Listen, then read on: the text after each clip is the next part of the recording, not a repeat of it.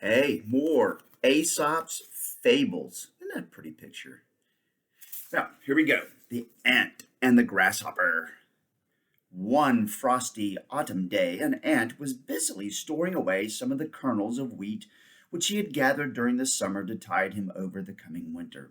A grasshopper, half perishing from hunger, came limping up. Perceiving what the industrious ant was doing, he asked for a morsel from the ant's store to save his life. "What were you doing all during the summer while I was busy harvesting?" inquired the ant. "Oh," replied the grasshopper, "I was not idle.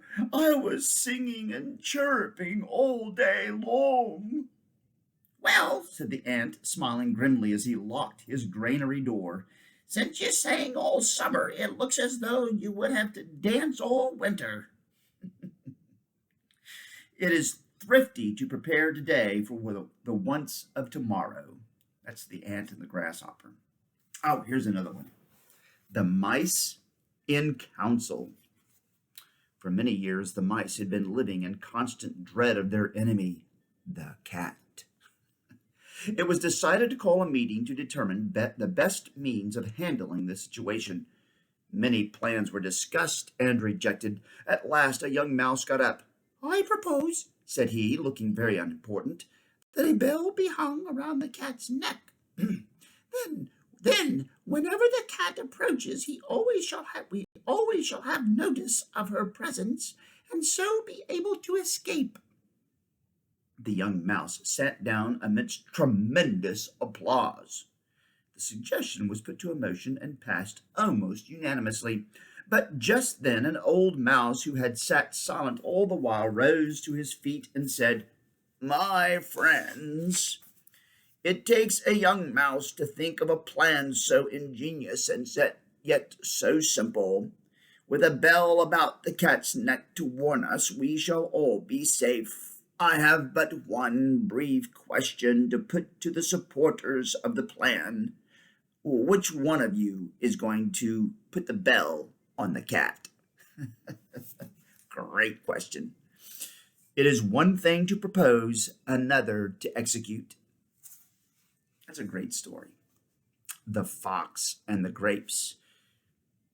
Mr. Fox was just about famished and thirsty too when he stole into a vineyard where the sun-ripened grapes were hanging up on a trellis in a tempting show, but too high for him to reach. He took a run and a jump, snapping at the nearest bunch, but missed. Again and again he jumped, only to miss the luscious prize. At last, worn out with his efforts, he retreated, muttering, "Well, I never really wanted those grapes anyway. I am sure they are sour and perhaps wormy in the bargain." That's what I call the sour grapes, right? So any fool can despise what he cannot get. Here's the last story for today. The Fox and the Goat. A fox had the misfortune to fall into a well from which, try as he might, he could not escape. Just as he was beginning to be worried, a goat came along, intent on quenching his thirst. "Why, friend Fox, what are you doing down there?" he cried. "Do you mean to say that you haven't heard about the great drought, friend Fox? Or friend Goat," the fox said. "Just as soon as I heard, I jumped down here where the water is plentiful. I would advise you to come down too. It is the best water I have ever tasted. I have drunk so much that I can scarcely move."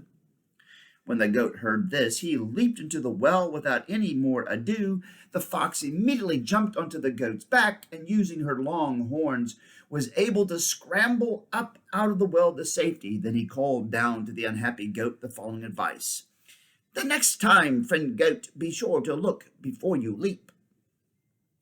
It is not safe to trust the advice of a man in difficulties." Ooh, that's pretty good. I like that. It's not safe to trust the advice of a man in difficulties. The fox was really pretty wily and mean by that. Well, there we go. That's 4 stories from Aesop's Fables. More coming. Bye.